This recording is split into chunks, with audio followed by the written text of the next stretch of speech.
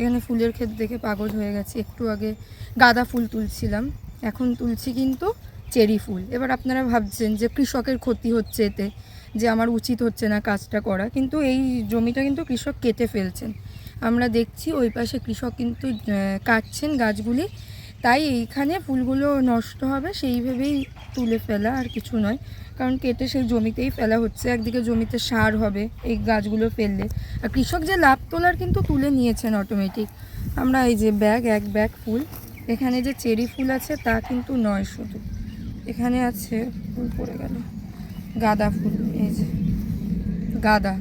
গাঁদাও কিন্তু কৃষক ফেলে দিচ্ছেন।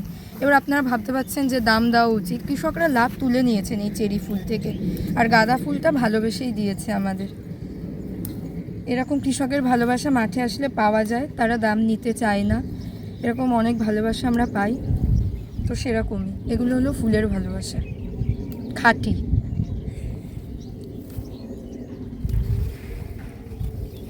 চোর বলবে তো? চোর বলার কিছু নেই, কৃষক বলেছেন যে তুলে নাও, তাদের আমরা তুলে ধরি কৃষি বার্তার মাধ্যমে, তাদের পরিস্থিতি, তাদের ভালোটাও যেমন তুলে ধরি, অবশ্যই খারাপটাও তুলে ধরবো, তাই না? সেরকম খারাপটাও তুলে ধরি। যেমন কিছুদিন আগে আলুর খবর দেখিয়েছিলাম, একদম বাস্তব পরিস্থিতি, যে কি অবস্থায় কৃষকরা আছে। ওই সাজানো কিছু কথা আমরা টিভির পর্দায় দেখি, সেই সাজানো কথা তো আমরা তুলে ধরি না। তো তাদের মনের কথা যখন তুলে ধরি, তো অবশ্যই তাদের ভালোবাসা তো পাবোই। ওই কিছু লোক কি বললো না বললো কিছু আর বললাম না, সেটা কমেন্ট সেকশন দেখলেই বোঝা যায় যে তারা নির্দিষ্ট কিছু সাপোর্ট করে, কিন্তু আমরা তো ওরকম নির্দিষ্ট কিছু সাপোর্ট করার লোক নই। আমরা যেটা বাস্তব সেটাই তুলে ধরি, একদম জমিতে এসে। এমন কিছু কৃষককে সাজাতেও হয় না যে এটা বলো ওটা বলো, যেটা আমরা সচরাচর দেখি বিভিন্ন টিভির পর্দায় বা। তো তারা যেহেতু মনের কথা বলে, তো তারা তো ভালোবাসাও দেবে, কারণ তাদের মনের কথা শোনার কেউ নেই। আপনারাই কজন মাঠে এসে কৃষকের মনের কথা শোনেন বলুন?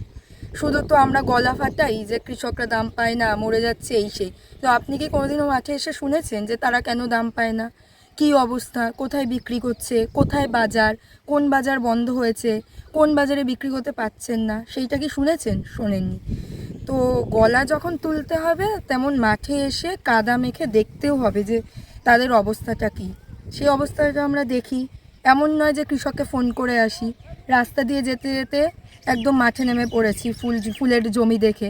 এখানে এসে জানতে পারলাম তারা বিভিন্ন প্রতিক্রিয়া জানালো, দাম নেই, ফুলের দাম নেই, বাজার বন্ধ, বিভিন্ন রকম কিছু।